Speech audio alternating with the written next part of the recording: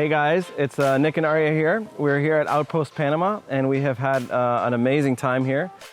Outpost is a house on a hill here in Bocas Del Toro region, the island of Bastimentos, and we are completely off the grid. It's very isolated here, it's very remote, and this whole area is really known for tourism. There's Red Frog Marina and resort right next door, and they have a beautiful beach on the backside. A lot of people come here from around the world for vacation, and it's a beautiful spot, but we're also in a place that is super isolated and super remote. And there's a lot of indigenous Nobe tribes all up and down this coastline, from the Bocas region all the way down to the Panama Canal. We're here because YWAM Ships wants to reach these people. We want to take the gospel, we want to show the love of Christ to the indigenous peoples, and we want to help them. One of the really cool things going on here is we have a local Nobe guy, Simon, who works with us. He takes care of the property here, and he has a heart to reach his people. He has such a heart to teach his people how to do sustainable agriculture. They have a community garden that they run here on the property, and he's helping clear the property and make more room. They grow rice, they grow bananas, all sorts of fresh fruit and coconuts, and they don't just give the food away, because a lot of NGOs come here and just give stuff to people, but that's not really a sustainable model. Our heart is to teach the people how to grow their own food, how to have sustainable farms. Another really cool thing that Simon has a heart for is fresh water. He was trained by another missions NGO how to drill wells.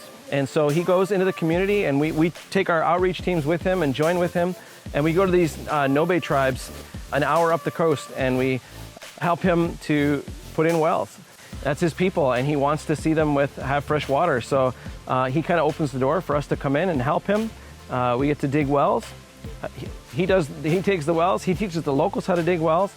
He's trying to train them how to do it, how to maintain it, because at the end of the day, we don't want to just give a handout. We want to teach them how to dig for their own fresh water and how to maintain the wells once we're gone.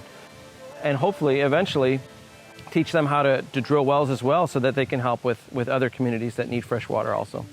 So Aria and I got to go to one of the villages on Saturday. It was awesome. It was about an hour boat ride, maybe an hour and a half boat ride in Simon's boat. And we cruised all the way down the coast here, a couple islands over. And it was a long ride, right? Mm-hmm. Yeah. Aria slept most of the way, but that's okay. But we got to go to the village, and at that village there was a well that's about 40 feet deep that Simon helped clean out. I guess it had gotten dirty, and every once in a while it needs some maintenance, so he got to help clean that well. And well, we did kids ministry, so I got to film everything that was going on, and Aria as well, and Aria got to help play with the kids. They did a little kids program for the local kids, and then had the awesome opportunity to hand out Bibles. The cool thing was we got to give out Bibles in Spanish. The Nobe women there in the tribe were hungry for the gospel. They said, they would love to have a Bible. We gave them a Bible. She was so thankful, because Bibles are expensive. They cost a lot of money, and when it comes to putting food on the table or having a luxury like a Bible, it's not really a choice for them. They have to put food on the table. So she was so grateful to have a Bible in Spanish. And the other cool thing was, this is a Nobe village, and a lot of the elders and the older people speak Nobe. We got to give them an SD card Bible in the Nobe language as well. So what that means is they put that in their phone, and they can see the Jesus film. They can see the story of Jesus on their phone and hear it in their mother tongue. And they can also listen to the Bible in their own language. So the other really cool thing that's been happening here is on Mondays, Nathan goes out in the boat to the surrounding villages and picks up the kids, and they do kids ministry here at the treehouse. So they read Bible stories to the kids, they sing songs, they play with them, they teach them about Jesus, and then they get to play in the water together. And even Aria got to jump in the water and swim with the kids afterwards. It's really cool, a lot of fun. One of the reasons that we came was to kind of document all that and capture all that, because our heart is to mobilize the church to action. We want to see more people come here long term. Another thing we came for is the construction. This place is off the grid. We catch our own rainwater. We make our own power with solar panels, And one of the things is we need more capacity. So the building needs maintenance, and we brought a maintenance crew here from Kona and from around the States. We've got 6-7 of us here. We're working on putting on new gutters to get better rainwater catchment, working on expanding the catchment system. So eventually we'd like to have about 8 to 10 water tanks so that we can have larger capacity. Right now we've got 4 or 5. And then also expanding the solar panels on the roof. So I helped pulling wires this week and putting up new panels this week, as well as eventually we'd like to get a bigger battery bank.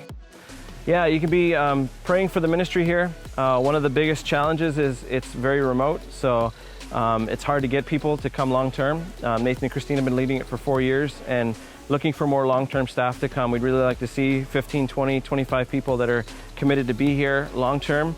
Not that we just have to maintain the property, but that we can do more ministry. There's a huge opportunity along this coastline from Bocas Del Toro all the way down to the Panama Canal. These Nobe tribes, these indigenous peoples are separated by mountains from the rest of Panama. If you were to try and get there, you'd have to drive for a day up into the mountains, park your vehicle, and then hike for 2-3 days through the jungle, carrying only what you can carry in to reach them. And they're very isolated because of that. And so with our base here, we're very uniquely positioned to use boats and get to a lot of these tribes quite easily from the water. Even, a couple hours sail, up to a day's sail down. And if we had bigger boats, we could get down there, stay for a longer period, 2-3 weeks, and do ministry down there and reach these villages with the gospel. But please pray into that. Please pray that we'd have more long-term staff, that we'd have more people come with boats, with sailboats, to come and be a part of it. Thank you for watching our video. Thank you for following our journey and praying for us, believing in us, supporting us. We're so grateful to be a part of this, and we'll talk to you guys soon. Aloha. Aloha.